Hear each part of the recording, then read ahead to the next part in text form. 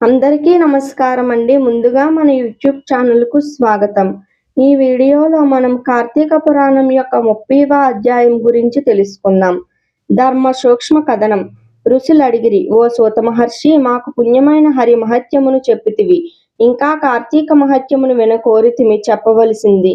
కలియుగమందు కలుషిత మానసులై రోగాదులకు లోబడియుండి సంసార సముద్రమందు మునిగి ఉన్న వారికి అనాయాసం పుణ్యం లభించెడి ఏది? ధర్మములలో ఎక్కువ ధర్మమేది? దేని వలన మోక్షం సిద్ధించును? దేవతల లోపల ఎక్కువ దేవుడెవ్వడు? ఏ కర్మచేత మోహం నశించును?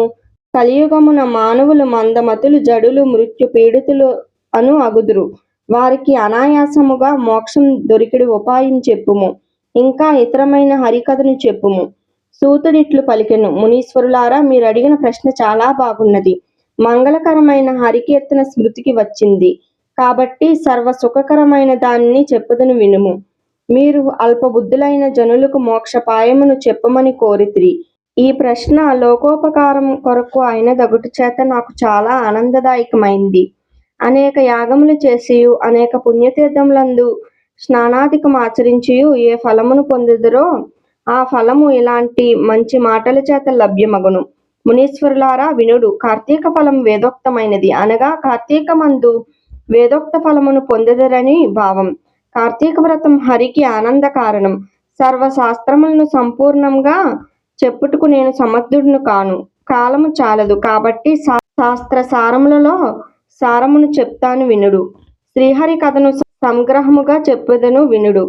శ్రీహరి కాసక్తులు ఘోరమైన నరక కాలయందు పడక సంసార సముద్రం నుండి తరింతురు.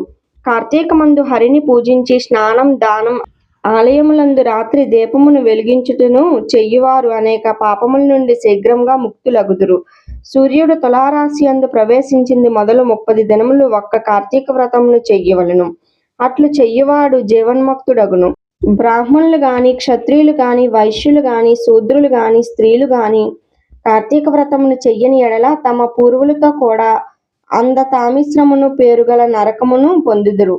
దీనికి సంశయం లేదు. కార్తీక మాసమున కావేరీ జలమందు స్నానం ఆచరించువారు దేవతల చేత కొనియాడబడి హరి లోకమును పొందుదురు. కార్తీక మాసమందు స్నానం చేసి హరిని పూజించు మానవుడు విగత పాపుడై వైకుంఠమును చేరును. మునీశ్వరులారా, కార్తీక వ్రతమును చెయ్యని వారు 1000 జన్మములందు చండాలుడై పుట్టెదురు. కార్తీక మాసం పుణ్యకరం, సమస్త మాసములందు శ్రేష్టం. కార్తీక వ్రతమును హరి ప్రీతిదాయకం, సమస్త పాపహరం, దుష్టాత్ములకు అలభ్యం. తొలి యందు రవి ఉండగా కార్తీక మాసమందు స్నానమును, దానమును, పూజను, హోమమును, హరి సేవను చెయ్యువారు సమస్త దుఃఖ విముక్తులై మోక్షమొందెదరు.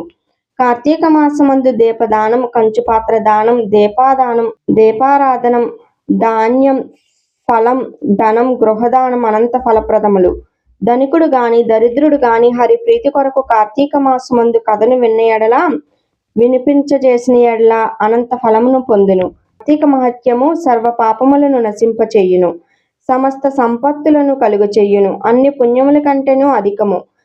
ఎవరు ఈ పవిత్రమగు విష్ణువుకు ప్రీతికరమగు అధ్యాయమును వింటారో వారు ఈ లోకమున గొప్ప సుఖాలను అనుభవించి పరలోకమున బ్రహ్మానందం పొందెను.